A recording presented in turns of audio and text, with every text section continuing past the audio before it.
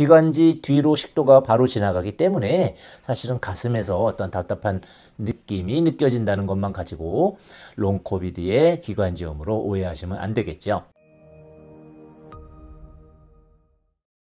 안녕하십니까. 수원 보성한의원 이만희 원장입니다. 지난 시간에 롱코비드에 의한 기관지염, 기침 증세를 다뤄봤는데요. 가래를 동반하는 기침은 기관지염임이 확실하기 때문에 쉽게 구분을 하실 수 있죠. 그래서 한의원에서 면역을 올려주는 보약 계열의 약과 또 치료용 여러 가지 탕약이 준비되어 있기 때문에 1, 2주 안에 빠른 회복을 보이시는 분들이 많이 있습니다. 그러나 내원하시는 분들 중에 기관지염이 아닌데 기침을 하는 증상을 가지고 오해해서 기관지 치료 의뢰를 하시는 분들이 계시거든요.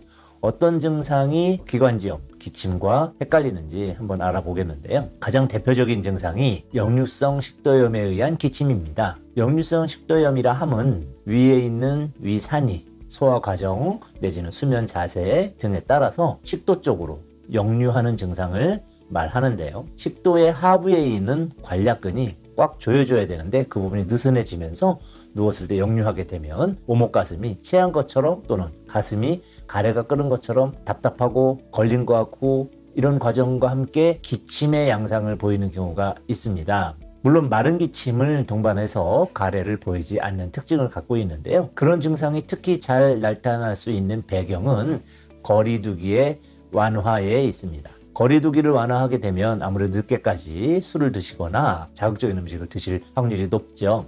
그럴 때 과거에 있던 기관지염, 롱코비드 후유증과 새로 생긴 역류성 식도염이 혼재하는 경우가 생깁니다. 역류성 식도염은 식도에 존재하는 질환이기 때문에 위장약을 써야 되는 것입니다. 그리고 식생활 조절을 하셔야 되는 것이고요. 롱코비드 기침과 그리고 거리두기 완화에 의한 역류성 식도염 두 가지를 잘 구분하셔야 되는데 구분의 가장 중요한 부분은 바로 자세에 의한 부분입니다. 기침은 수면 상태에 들어갔을 때 가라앉는 양상을 보이게 되지요. 역류성 식도염인 경우에는 누웠을 때 위산이 역류함으로 조금 더 심한 자극과 목의 칼칼함 등을 동반하면서 목에 가래가 있는 것 아닌가 하는 착각을 불러일으키면서 마른 기침을 밤에 누우면 하시게 되죠. 또 하나는 음식을 먹거나 위장을 든든하게 채우면 역류성 식도염은 일시적으로 가라앉게 됩니다.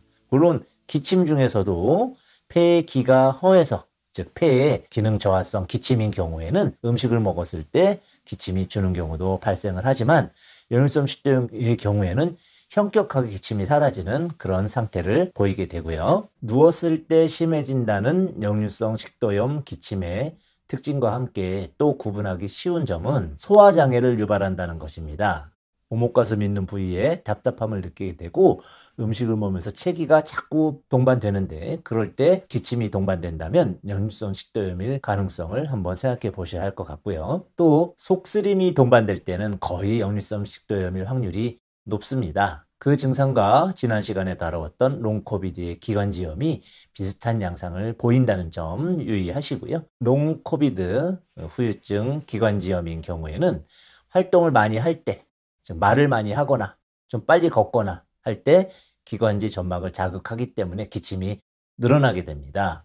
음식에 의한 것이냐, 누웠을 때 심해지느냐, 또 소화기 증상을 동반하느냐, 또 움직일 때 심해지느냐, 누웠을 때 편안해지느냐, 음식과 상관없이 발생을 하느냐, 특히 찬바람을 들이마셨을 때 심해지느냐 이런 특징으로 기관지염과 식도염을 구분하시는 게 좋겠습니다.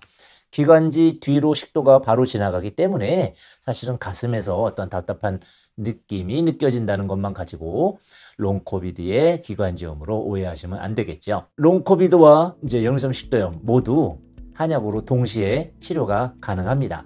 그래서 가까운 한의원에 방문하셔서 두 가지 증세를 동시에 해결하시면 좋을 것 같습니다. 오늘은 롱코비드 후유증 기관지염과 헷갈릴 수 있는 역류성 식도염에 의한 마른 기침에 대해서 알아보았습니다. 감사합니다.